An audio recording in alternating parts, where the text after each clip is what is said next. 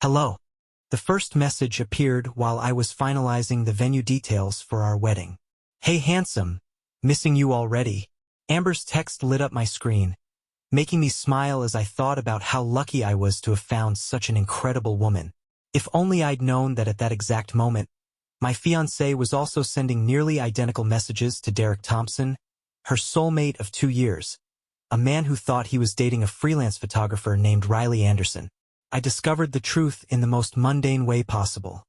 A failed cloud sync. Amber had forgotten to log out of her iCloud account on our shared iPad. As notifications started flowing in, I watched in growing horror as messages from both her real Instagram account and this mysterious Riley Anderson profile populated the screen simultaneously. At first, I thought someone had hacked her account. Then I saw the photos. There she was, my Amber, in pictures I'd never seen before, wrapped in the arms of a tall, dark-haired man. The captions made my stomach turn. Another perfect weekend with my soulmate. When you know, you just know. Can't wait to start our life together. The timestamps aligned perfectly with weekends when she'd claimed to be on photography assignments in different cities. The sophistication of her deception was breathtaking.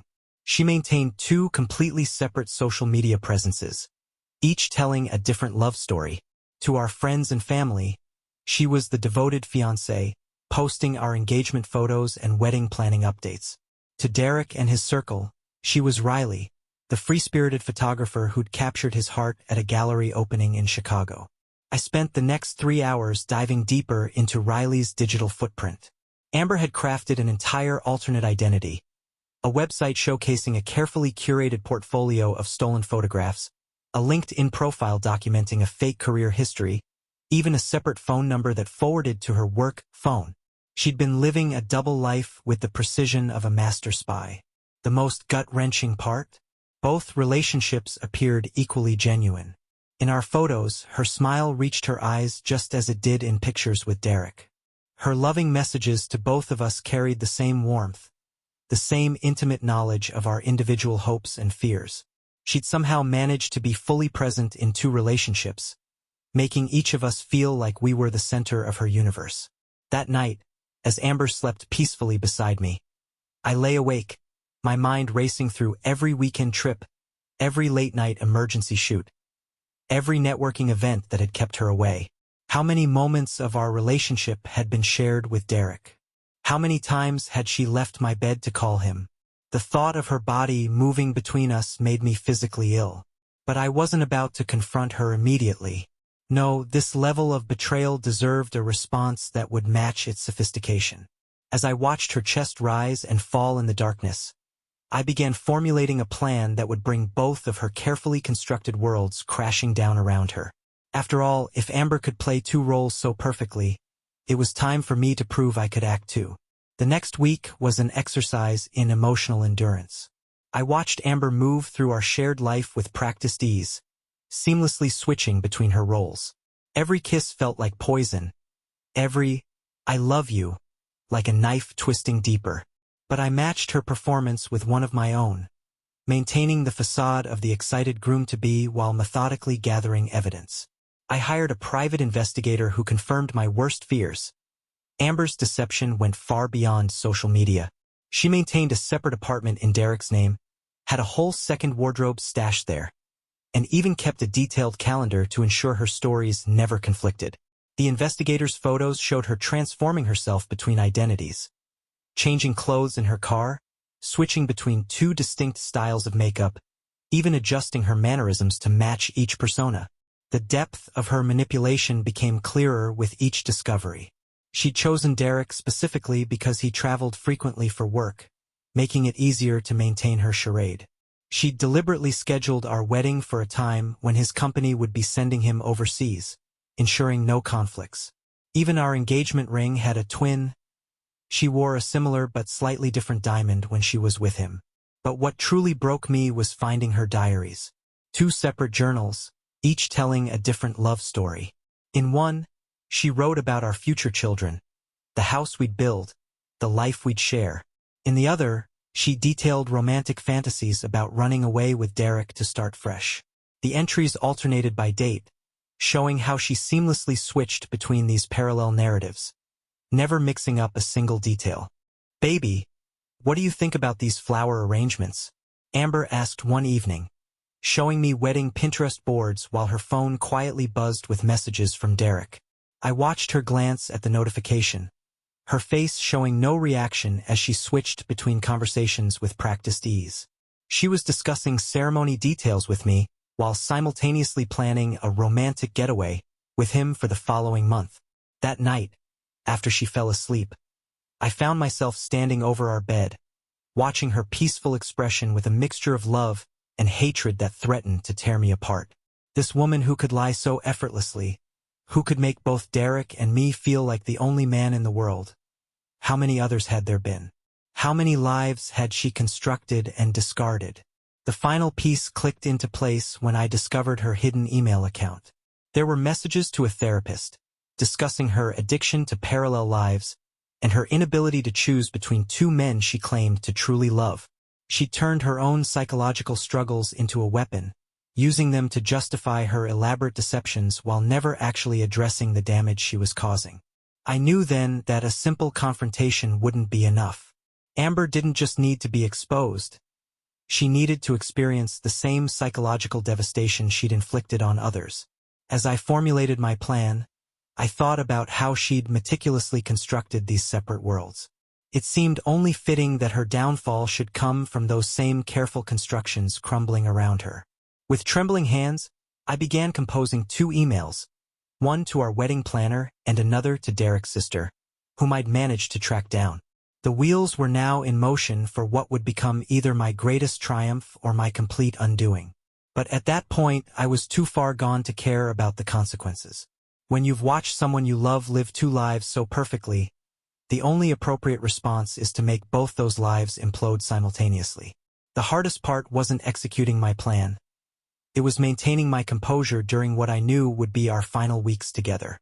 Every morning, I'd wake up next to Amber, studying the face I'd loved for 3 years, trying to understand how someone could compartmentalize their life so completely.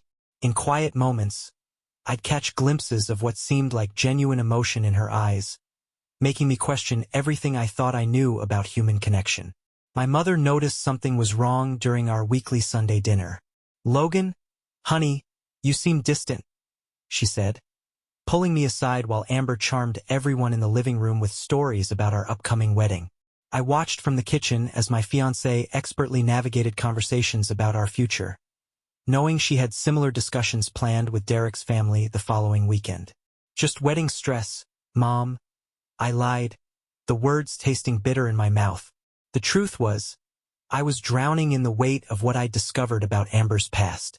The private investigator had uncovered a pattern stretching back years before she met either Derek or me. There had been others, at least 2 other men she'd strung along with parallel identities, each relationship ending mysteriously when her elaborate schemes became too difficult to maintain. One night, unable to sleep, I found myself reading through years of her social media posts as both Amber and Riley. The tactical brilliance of her deception was chilling. She'd constructed entirely different friendship circles, different hobbies, different life goals. As Amber, she was a successful marketing executive who dreamed of starting a family. As Riley, she was a free-spirited artist who wanted to travel the world. She'd created personalities that perfectly complemented both Derek's and my own desires and aspirations. The sex was the most confusing part. Even knowing what I knew, I couldn't deny the physical connection between us remained electric. She'd slip into bed after texting Derek goodnight, and her passion felt genuine, her responses real. I'd lie there afterward, wondering if she thought about him during these moments, if she compared us, if anything about either relationship was authentic. "I can't wait to be your wife," she whispered one evening, curled against me on the couch. Hours earlier, I'd watched through the PI's surveillance photos as she shared an intimate lunch with Derek, promising him she'd never felt this way about anyone before. The duality of her existence was staggering. She wasn't just living 2 lives. She was inhabiting 2 completely different versions of herself with equal conviction. The weekend before everything was set to explode, Amber organized a surprise birthday party for me. Watching her coordinate with our friends, seeing her genuine smile as she presented my cake, I almost faltered in my resolve. There were moments when the person I'd fallen in love with seemed so real, so present.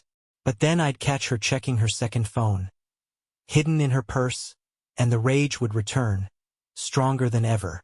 I focused on the final details of my plan, coordinating with both the wedding planner and Derek's sister, Emma, who had been horrified to learn about Riley's true identity.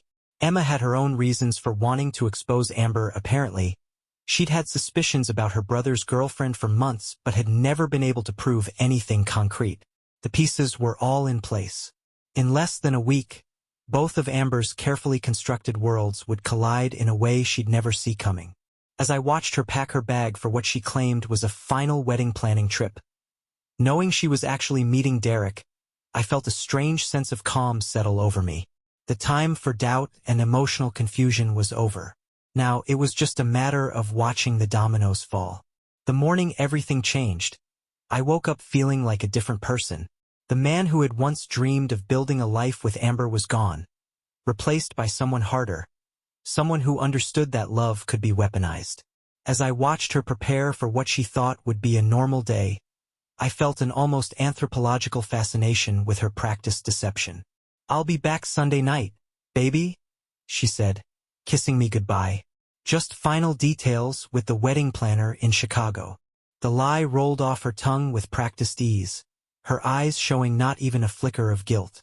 I knew she was actually meeting Derek at a luxury resort where he thought they'd be celebrating their second anniversary as a couple. What she didn't know was that I'd arranged for both events to take place at the same venue. Our wedding planner, who'd been horrified by the truth, had helped coordinate everything. Derek's sister Emma had ensured he would be there, feeding him a story about a surprise party for their parents' anniversary. The hotel staff had been briefed, the security cameras were ready, and everyone was in position. I waited until Amber's car disappeared around the corner before making my own way to the airport. As I boarded my flight to Chicago, I thought about the moment 3 years ago when I first met her. Even then, she'd been living multiple lives. I'd later discovered she was wrapping up another relationship during our first months together, gradually phasing out that identity as she constructed the one she would use with Derek.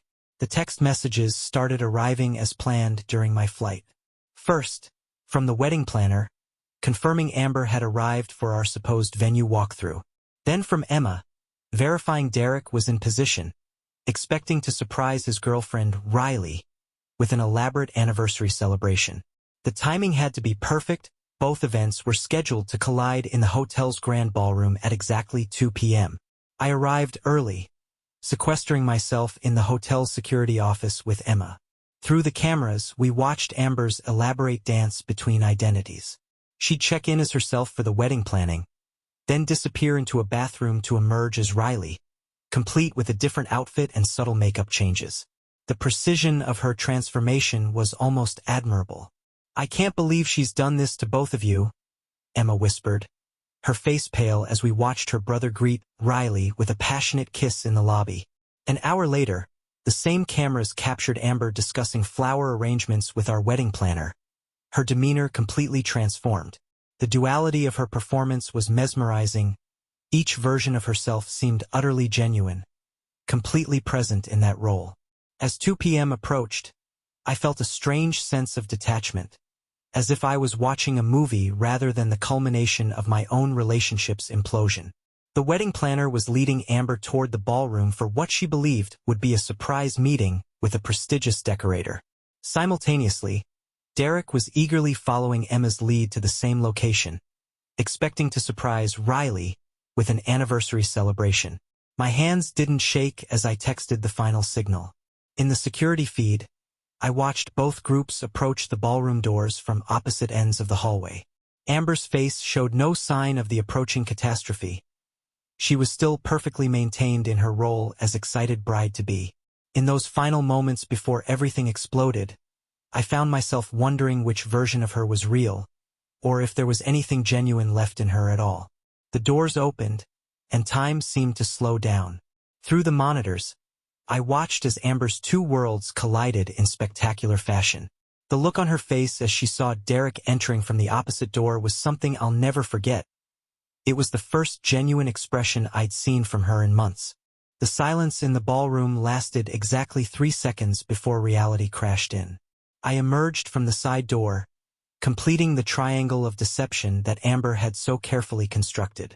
The look of recognition on Derek's face as he processed that his girlfriend's ex-fiancé was the same man he'd seen in Riley's social media posts, carefully edited to obscure my identity, was almost beautiful in its devastation.